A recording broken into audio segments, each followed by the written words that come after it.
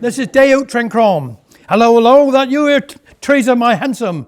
Yes, I'm fit again now, due for another day, suppose. Seemed like I was only here yesterday, didn't I, talking to you. Well, Father and me decided to take the twins, that's Decky, you know, the one with the third eye, and Silas, the one that was took out the oven before he was baked. Kedge of bones he was. Yes, he was. Sometimes he looked like a dying winner. Anyhow, going up to Trencrom for afternoon feast. Picked the right day, I do believe. The sun was shining, but the wind was blowing a bit of a hoolie. Of course, Father says we to get the top of Trencrom, we should get down on the lee side of the rock for a bit of shelter. Now, Mother, says Father, give the fire a poke, will he, and pull the kettle forth to boil up the jug for tea this afternoon. Talking about adders up Trencrom, Mother was as teasy as adder, because she got to get blister side of her toe. Silas, he was going out with a little maid from Brepper. Well, she'd have lived right next door to Brepper Harbour. When the tide comes in, she sits down for breakfast with her welly boots on. Thin little maid she was, some wish looking as well she was. Legs on her like linnets, poor soul. Dora, I believe she was called, and Silas wanted Dora to come with him up to the top of Trencrom to watch the sun setting. Mother was busy making saffron cakes and heavy cakes and pastas and a get jug full of tea for the afternoon trip. Dickie was going on there like a long dog up Trencrom. Mother and Father dragging all the chairs and food. Of course, Silas and Dora was always 3 scats behind the rest. Mother then hollering at Father. She got her leg caught in some brambles. Father out to free was not long though, for her leg was all blot up like a quilkin. Still, we made it to the top of Trencrom. Mother started opening up the basket of food, then she called to Silas and Dora, if I got to tell you twice once more, come as here and sit down side of Father.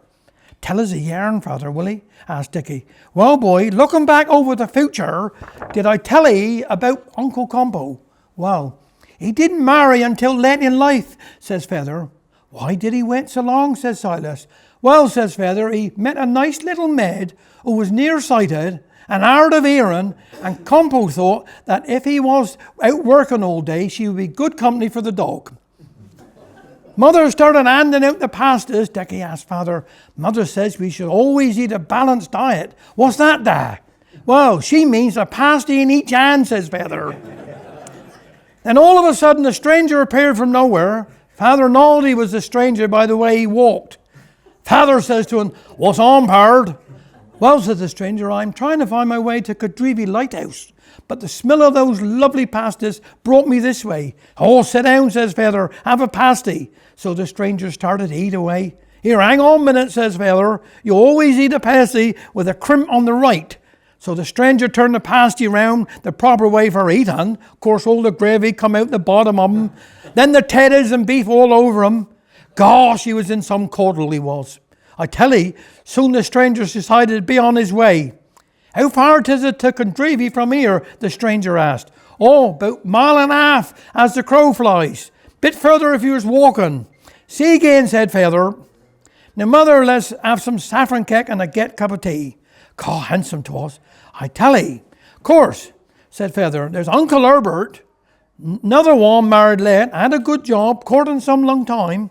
Then he asked the girlfriend to marry him. Well, she replied, how much do you earn? Oh, about £1.50 per week, Herbert says to her.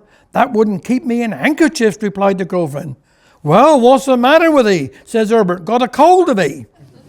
Soon dark clouds were gathering, then the rain and floods of them, wet leaking through to the skin we was. So home we go as fast as we can. The place home was like a Troy town, I tell ye. My car is at the time. 'Tis time I was stoking up the slab for supper. See again.